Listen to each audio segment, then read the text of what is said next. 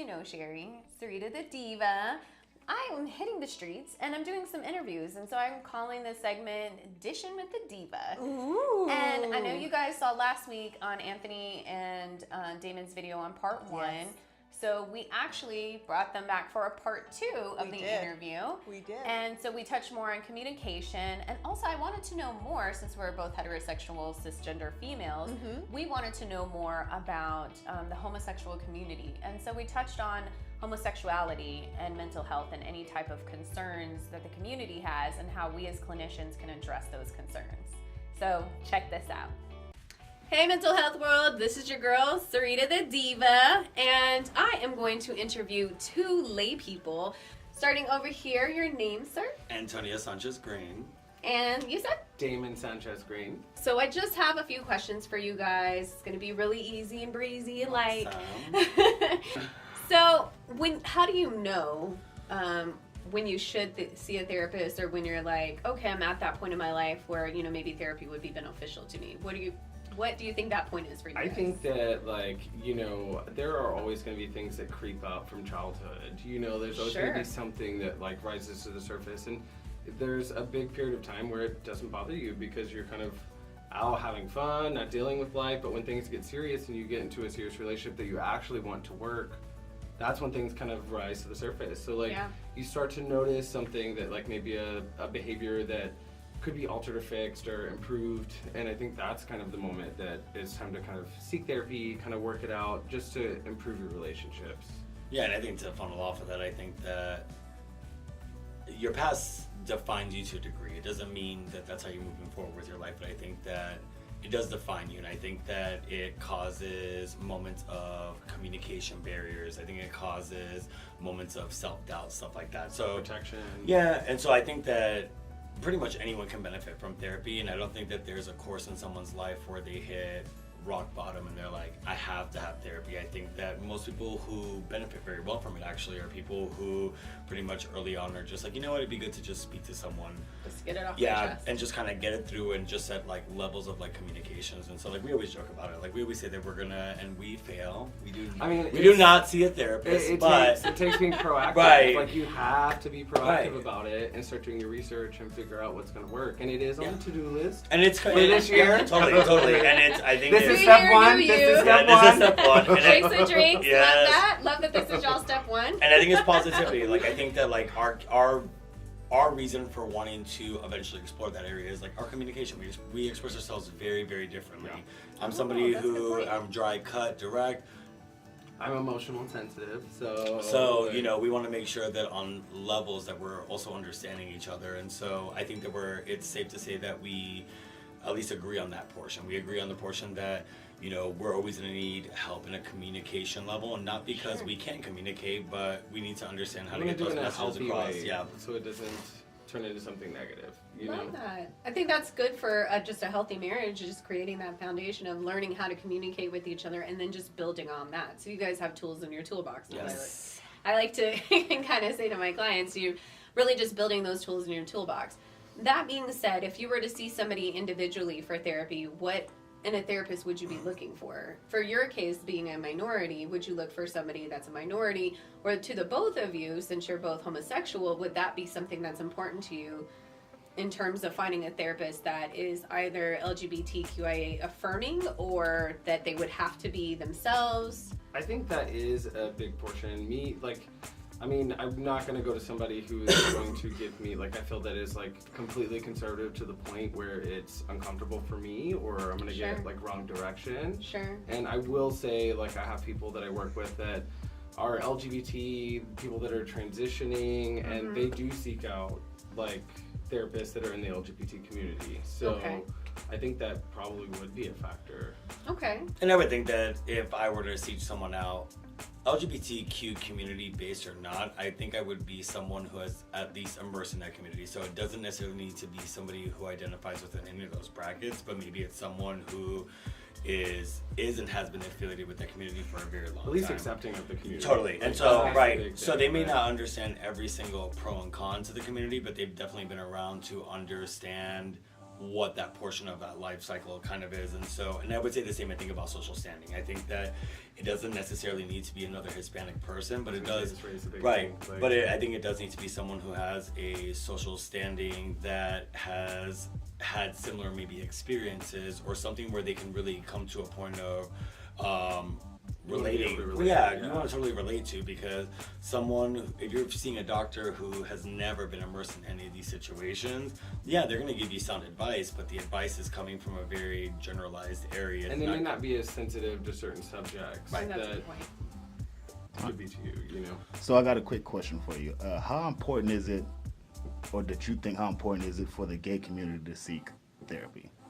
Big. I do think it is big. I think that there's a lot of abandonment individuals, a lot of abandonment, neglect issues, so that, I think that's a pretty common denominator that thrives amongst our community, and we definitely all could seek therapy for it. Well, and we, that's where that phrase comes from, where you choose your own family. Not every single gay person, or LGBTQ in whatever format that they identify themselves in, finds themselves in a situation where the family is disowning or friendships are disowning. But I think that there is just such a big percentage of that community that are essentially, once they are branded, in whichever level they're branded, they're no longer accepted, even if they're by their closest family and friend members. It's kind of like you're accepted, but at arm's length. And so you reach out and you find your own family. Right. Yeah. And I do think that it's like a struggle of like love languages, communication. And so I think, if anything, it's probably one of the biggest groups that probably really has to find that help and support to kind of filter out what that portion is. And so, we can speak from I would say personal experience, in the sense of going through a lot of those emotional moments with family and friends and stuff like that. And, where we've never actively seen help to kind of support through it, you try to maneuver, if you will. You try to maneuver around it, you try to maneuver through life about it, and you try to find excuses and acceptability towards it. Well, and that's coming from, we're 35, we realize now that we have abandonment, neglect issues, but somebody that's 19 and going through stuff, or 20, 21, it's a confusing and hard time for them. They're not going to always just they're not going to realize that's what's going on, so that makes sense. I definitely feel like the younger generation probably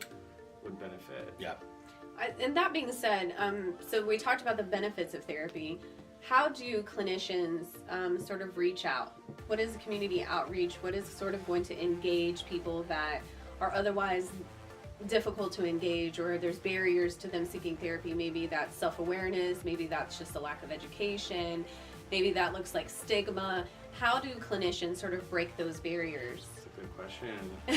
Well, and I would think that if, again, going back to what we said in the past, how does somebody find the right clinician therapist for them? And I think that if someone understands the target group that they're going for, do some community outreach. Yeah, do community outreach and do something where you are on the right playing field for it, where you are able to approach on such a personal level versus such a general level of help. And So I think, again, communication, I think that being on that same level as much as you possibly can, I guess, with what that core group is. And I think that you will see that kind of go forward. I'll be the first one to say I'm quite a standoffish person, but if someone presents themselves in a way where they understand where I'm coming from, I'll probably be the first receptive person. I think that is multifunctional through multi-groups. Oh, that makes sense. I'm going to hold you to that. You heard it first, it's recorded. All right, guys. Well, I don't want to keep you too much from your vacation, but I super appreciate it. Thank you for having us.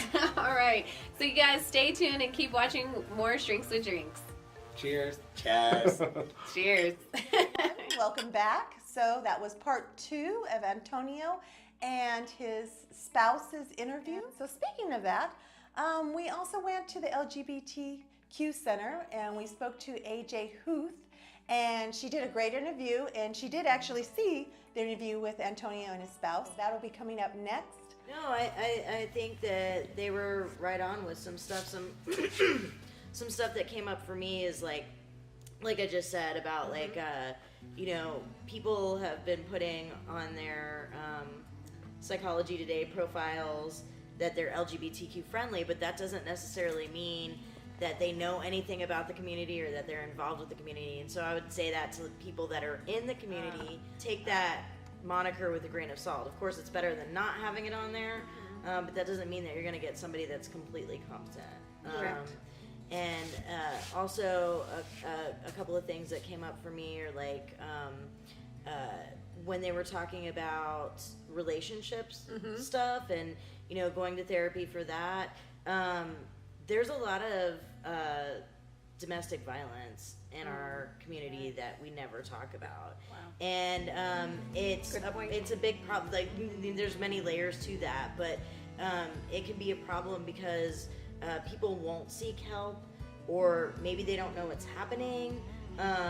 You can be very isolated. People can threaten to out you. People can withhold your HIV medication or your hormones.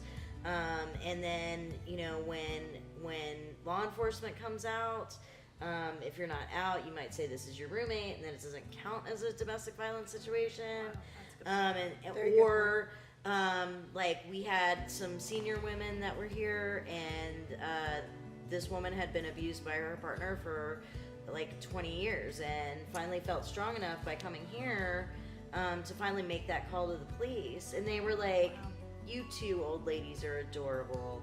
Go to your separate rooms and everything's gonna be okay." And like, she had bruises all over her. Like, this was not, "You two cute old ladies go." No, this is she's being abused. Legitimate. You know? Amazing. Yeah, and so that kind of stuff happens. Even if it's elder abuse, no matter what, there's abuse. Right. Period. Even if it's elder abuse, right? Exactly. It can be classified as that. Exactly.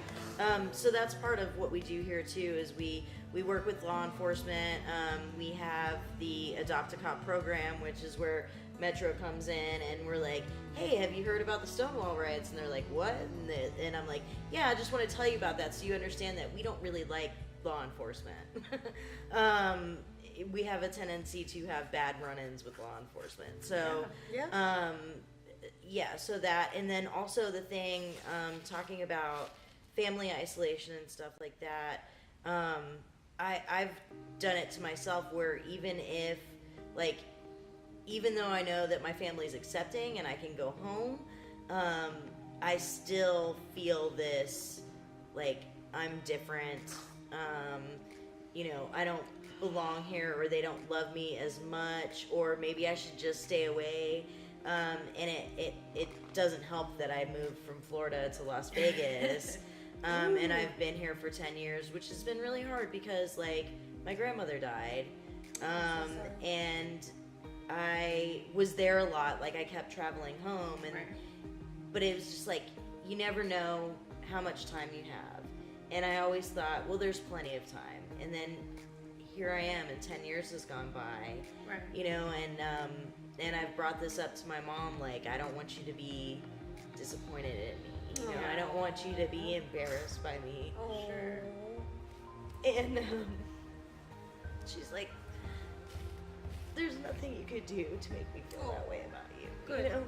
And but regardless of that, I still feel that, and I still don't believe that at a level. And so those kinds of things can help you self-isolate, Very much so. even if it's perceived. Very much so. Right. You know, but like, as a clinician, one of the therapists that we work with for our Pivot program, she was saying that, you know, you have to be real about this stuff too, because when you're talking about, like, coming out, you know, people can be like, "Well, I'm going to lose everything," and the reality is that they might.